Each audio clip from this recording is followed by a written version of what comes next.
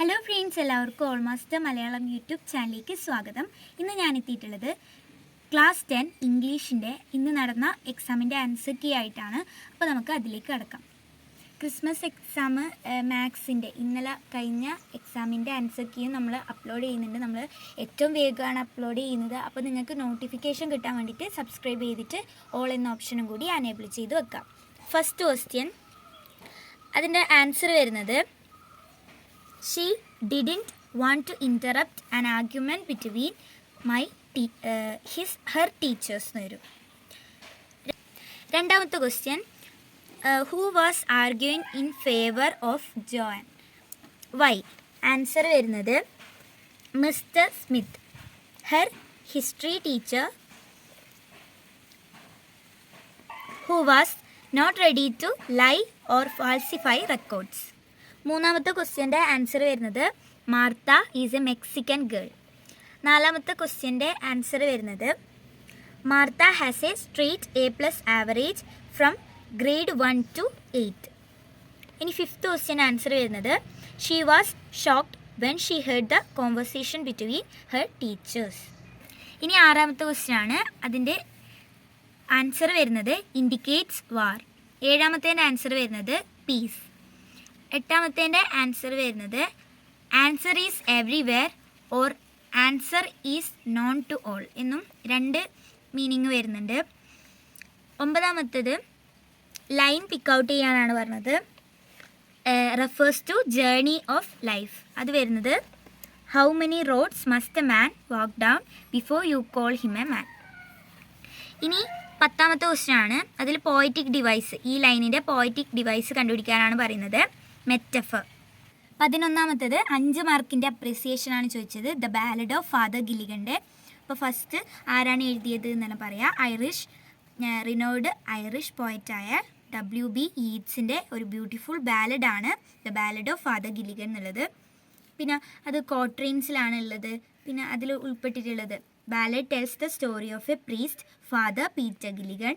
In this we can see pity and piety of the old priest, death and miseries of the parishioners, and love and mercy of God. ഇതെല്ലാം include ചെയ്യുക. അതേപോലെ poetic ഡിവൈസസും എല്ലാം കൂട്ടിയിട്ടാണ് ഈ ഒരു appreciation എഴുതേണ്ടത്. ഇനി 12ാമത്തെയാണ്. അത് ഈ തന്നിരിക്കുന്ന പാസേജിന് ടൈറ്റിൽ കൊടുക്കാനാണ്. Realm of wonders. 13ാമത്തേൻ്റെ ആൻസർ വരുന്നത് കോറൽ റീഫ്സ്.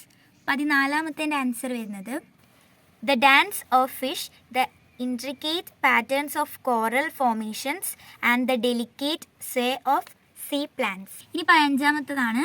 അതിൻ്റെ ആൻസർ വരുന്നത് the ocean bed hold clues to Earth past and provide scientist with insights into the evolution of our planet. ഇനി 16ാമത്തേൻ്റെ ആൻസർ വരുന്നത് It's a world where every creature, no matter how small or seemingly insignificant, plays a vital role in maintaining the delicate balance of the underwater environment. ഇനി 17ാമത്തേത് അതൊരു നരേഷനാണ് ചോദിച്ചത്. Danger of A single story എന്നുള്ള അതിൽ നിന്നാണ് വന്നത്, ആ ഒരു സ്പീച്ചിൽ നിന്നും. അപ്പോൾ ഫസ്റ്റ് ഇൻക്ലൂഡ് ചെയ്യേണ്ടത് British and American children's book അടിച്ച് വായിക്കുമ്പോൾ അടിച്ചിക്ക് എന്താണ് തോന്നിയത്? All characters in books should have foreign characters. അങ്ങനെയാണ് അടിച്ച് ഫസ്റ്റ് വിചാരിച്ചത്. പിന്നെ ആഫ്രിക്കൻ ബുക്സ് വായിക്കാൻ തുടങ്ങിയ പിന്നെ അടിച്ചിക്ക് മനസ്സിലായി എന്താണ് girls like her whose skin colour has the colour of chocolate and whose kinky hair cannot form ponytails could also exist in literature. അത് മനസ്സിലായി. പിന്നെ ചോദിച്ചത് വിസിറ്റ് ഫിദേസ് ഫാമിലി. അത് കുറച്ച് ഇൻക്ലൂഡ് ചെയ്യുക. അതായത് ഫിദെ എന്ന് പറയുന്നത് സെർവൻറ്റ് ബോയ് ആയിരുന്നു. ഈ അടിച്ചിൻ്റെ ഒരു സിംഗിൾ സ്റ്റോറി ഈ സെർവൻറ്റ് ബോയിനെ കുറിച്ചിട്ട്. സെർവൻറ്റ് ബോയ് പുവറാണ്, അവർക്ക് they are not capable of doing something skillful. അങ്ങനെയായിരുന്നു അടിച്ച് അവരെക്കുറിച്ച് വിചാരിച്ചത്. പക്ഷേ ഒരു ദിവസം വീട്ടിലേക്ക് വിസിറ്റ് ചെയ്യുമ്പോൾ എന്താണ് അടിച്ച് കണ്ടു ഫിദേരെ ബ്രദർ ഒരു ബ്യൂട്ടിഫുള്ളി പാറ്റേൺഡ് ആയിട്ടുള്ള ഒരു ബാസ്ക്കറ്റ് ഉണ്ടാക്കിയത് അടിച്ച് കാണുമ്പോൾ അടിച്ചിക്ക് മനസ്സിലായി ഇത് വിചാരിച്ചത് തെറ്റാണെന്നുള്ള കാര്യം. അപ്പോൾ പിന്നെ പറയേണ്ടത് American roommate story on Africa. അതായത് 19 എന്താണ് അടിച്ച് USA മൈഗ്രേറ്റ് ചെയ്യാണ്. ആടുന്ന് അമേരിക്കൻ റൂംമേറ്റിന് ഈ അടിച്ചയോട് ഭയങ്കര പിറ്റി തോന്നുകയാണ്. കാര്യം ആഫ്രിക്കയിൽ നിന്ന് വരുന്നത് കൊണ്ട് റൂംമേറ്റിൻ്റെ thoughts single stories of Africa include ചെയ്യാം, അതെല്ലാം ഇൻക്ലൂഡ് ചെയ്യുക. അതേപോലെ പ്രൊഫസർ പറഞ്ഞു അടിച്ചയോട് എന്താണ്, വെയർ നോട്ട് ഒതൻറ്റിക്കലി ആഫ്രിക്കൻ, അടിച്ചിൻ്റെ നോവൽസ് ഒതൻറ്റിക്കലി ആഫ്രിക്കൻ അല്ല എന്ന് പറഞ്ഞു. അതെല്ലാം ഇൻക്ലൂഡ് ചെയ്തിട്ടാണ് ഈ നരേഷൻ തയ്യാറാക്കേണ്ടത്. ഇനി 18ാമത്തത് നെവർ നെവർ നെസ്റ്റ് എന്നുള്ള ആ ഒരു ഡ്രാമേൻ്റെ റിവ്യൂ തയ്യാറാക്കാനാണ് പറഞ്ഞത്. അപ്പോൾ ഫസ്റ്റ് പറയുക, the never never nest is A 1 act play by Cedric Mount. It exposes the follies of the contemporary society which tries to live beyond its means. അത് അങ്ങനെയുള്ള ഉൾപ്പെടുത്തിയിട്ട്, അതായത് ഈ പ്ലേയിൽ എന്താണ്, ജാക്ക് ആൻഡ് ജില്ല് കപ്പിൾസാണ് who led a luxurious life even though Jack earns only £6 and Jill a housewife. അതെല്ലാം include ചെയ്തിട്ട് instalment ബേസിസിലായിരുന്നു എല്ലാ സാധനങ്ങളും അതെല്ലാം ഇൻക്ലൂഡ് ചെയ്തിട്ടാണ് റിവ്യൂ തയ്യാറാക്കേണ്ടത്. ഇനി 19ാമത്തത് നോട്ടീസാണ്. അതുകൊണ്ട് തന്നെ അത് ബോക്സിലാണ് വേണ്ടത്, നോട്ടീസല്ലേ. ഫസ്റ്റ് സ്കൂളിൻ്റെ പേര് കൊടുക്കുക. അത് നമ്മൾ സ്കൂളിൻ്റെ തന്നെ പേര് കൊടുക്കേണ്ട, ABC സ്കൂളിനോ അങ്ങനെ എന്തെങ്കിലും ഇങ്ങനെ ജസ്റ്റ് ഉണ്ടാക്കിയിട്ട് കൊടുത്താൽ മതി. എന്നിട്ട് നോട്ടീസിന് ഹെഡിങ് എഴുതുക, എന്നിട്ട് ഒരു ഡേറ്റ് കൊടുക്കുക. പിന്നെ ഡിയർ സ്റ്റുഡൻസ് ആൻഡ് പാരൻസ്, ഇവിടെ സ്റ്റുഡൻസിനെയും പാരൻസിനെയാണ് ഇൻവൈറ്റ് ചെയ്യാൻ പറഞ്ഞത്, അതുകൊണ്ട് അങ്ങനെ എഴുതാം. പിന്നെ നമുക്ക് വേണമെങ്കിൽ youth welfare club of our school അങ്ങനെ ഡിസൈഡഡ് ടു എന്താണ് congratulate mister John on his youth welfare activities അങ്ങനെ എഴുതിയിട്ട് ഓൾ ആർ വെൽക്കം എന്ന് എഴുതിയാലും മതി. ചെറിയൊരു നോട്ടീസ് മതി. ലാസ്റ്റ് എന്നിട്ട് secretary of youth welfare club എന്ന് പറഞ്ഞിട്ട് വെറുതെ ഒരു പേരും കൊടുക്കുക. സൈൻ പോലെ ഇങ്ങനെ കൊടുത്താൽ നോട്ടീസായി. ഇനി 20ാമത്തത് ഈ അമേരിക്കൻ റൂംമേറ്റും അടിച്ചിയും തമ്മിലുള്ള കോൺവെർസേഷനാണ് എഴുതാൻ പറഞ്ഞത്.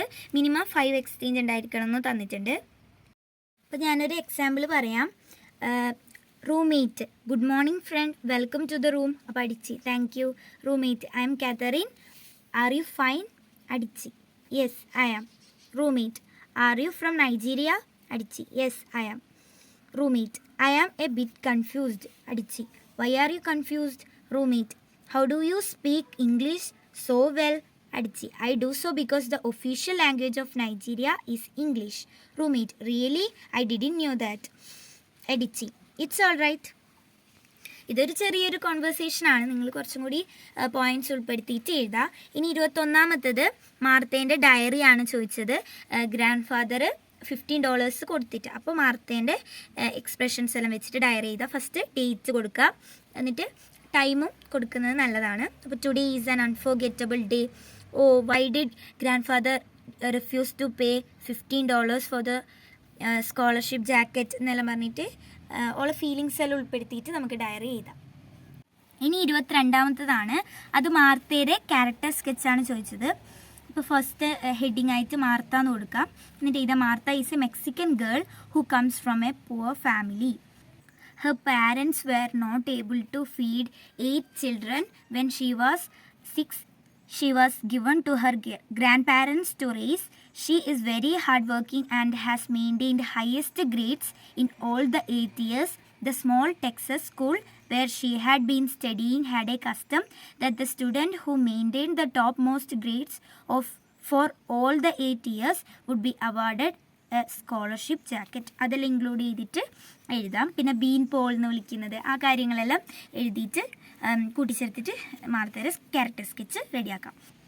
23ാമത്തത് മിസ്റ്റർ ജോണിൻ്റെ സ്പീച്ചാണ്. അത് എന്താ മിസ്റ്റർ ജോണിൻ്റെ ലൈഫ് എങ്ങനെയാണെന്നുള്ള കാര്യങ്ങൾ എല്ലാം ഉൾപ്പെടുത്തിയിട്ട് ആണ് സ്പീച്ച് റെഡിയാക്കേണ്ടത്. അപ്പോൾ ഫസ്റ്റ് തന്നെ എന്താ പറയുക, respected principal, my dear teachers and friends അങ്ങനെ പറയാം. ഇപ്പോൾ മിസ്റ്റർ ജോൺ ആയതുകൊണ്ട് തന്നെ എന്തായാലും സ്കൂളിലായിരിക്കില്ലല്ലോ, അപ്പോൾ ലേഡീസ് ആൻഡ് ജെൻറ്റിൽമാൻ എന്ന് പറയാം. അങ്ങനെ ഉൾപ്പെടുത്തിയിട്ട് എഴുതാം. ലാസ്റ്റ് കൺക്ലൂഷൻ കൊടുക്കണം. Thanking all of you, I conclude എന്ന് പറഞ്ഞിട്ട് കൊടുക്കാം. അങ്ങനെ ഉൾപ്പെടുത്തിയിട്ട് ആ ഒരു മിസ്റ്റർ ജോണിൻ്റെ ആ ഒരു ലൈഫ് എങ്ങനെയായിരുന്നു, ഭയങ്കര യങ് ആകുമ്പോൾ തന്നെ ലൂസ് സൊസൈറ്റിയിൽ fall victim in the loose society. പിന്നെ ഫുള്ള് എന്താണ് പൈസയൊന്നും ഇല്ലാതെ സേവിങ്സ് ഒന്നും ഇല്ലാതെ ഇങ്ങനെ ലാസ്റ്റ് ഓഫീസ് സേഫിൽ നിന്ന് തന്നെ പൈസ സ്റ്റീൽ ചെയ്യേണ്ടി വരുന്നു, അത് തിരിച്ചെടുക്കാൻ പറ്റുന്നില്ല. ആ കാര്യങ്ങളെല്ലാം ഉൾപ്പെടുത്തിയിട്ട് എന്നിട്ട് സൂയിസൈഡ് ചെയ്യാൻ ശ്രമിക്കുന്നു. അതെല്ലാം ഉൾപ്പെടുത്തിയിട്ടാണ് എഴുതേണ്ടത്. എന്നിട്ട് ലാസ്റ്റ് ഈ AJ ക്രോണിനും സർജൻ്റ് ഓഫ് പോലീസ് അതേപോലെ ലാൻഡ് ലേഡി ഹെൽപ്പ് ചെയ്തു. അങ്ങനെ ആണ് ലൈഫ് തന്നെ ചേഞ്ചായി. ഇപ്പോൾ എന്താണ് ബാക്ക്വേർഡ് ഡെലിങ്കൻ്റ് മാലഡ്ജസ്റ്റഡ് യൂത്തിന് വേണ്ടിയിട്ട് അവരെങ്ങനെയെങ്കിലും സൊസൈറ്റിക്ക് യൂസ്ഫുൾ ആയിട്ട് വളർത്തിയെടുക്കാൻ വേണ്ടിയിട്ട് ശ്രമിക്കുകയാണ് ഇപ്പോൾ ചെയ്യുന്നത്. അതിൽ ഉൾപ്പെടുത്തിയിട്ടാണ് എഴുതേണ്ടത്. ഇനി 24ാമത്തത് ലെറ്ററാണ്. അപ്പോൾ ഗ്രാൻഡ് ഫാദർ പ്രിൻസിപ്പാളിന് എഴുതുന്നതാണ്. എന്തിന്? സ്കോളർഷിപ്പ് ജാക്കറ്റിന് പൈസ ചാർജ് ചെയ്തിട്ട്. അപ്പോൾ നമുക്ക് വേണമെങ്കിൽ ടു ദ പ്രിൻസിപ്പൽ നേടെ എഴുതാം. പിന്നെ ടെക്സസ് റൂറൽ സ്കൂൾ എഴുതാം, ടെക്സസ്. പിന്നെ ഒരു ഡേറ്റ് കൊടുക്കുക. Dear sir, subject charging fee for the scholarship jacket. അപ്പോൾ ഞാനൊരു സാമ്പിളായിട്ട് കൊടുത്തത് സെയിം ടോപ്പിക് തന്നെയാണ്, പക്ഷേ ഇത് പ്രിൻസിപ്പൾ ചെയർമാനിന് എഴുതുന്നതാണ്. ഈ സ്കോളർഷിപ്പ് ജാക്കറ്റിൽ പൈസ ആക്കിയത് പോളിസി ചേഞ്ച് ചെയ്തതിന് എതിരായിട്ട് തന്നെ എഴുതുന്നതാണ്. പക്ഷേ നമ്മൾ ചോദ്യം എന്താണെന്ന് വെച്ചാൽ ഗ്രാൻഡ് ഫാദർ പ്രിൻസിപ്പളിന് എഴുതുന്നതാണ്. അപ്പോൾ ചെറിയ മാറ്റം വരുത്തിയാൽ മതി. അപ്പോൾ ഞാൻ ഇതിൻ്റെ സാമ്പിളൊന്ന് കാണിച്ചു തരാം.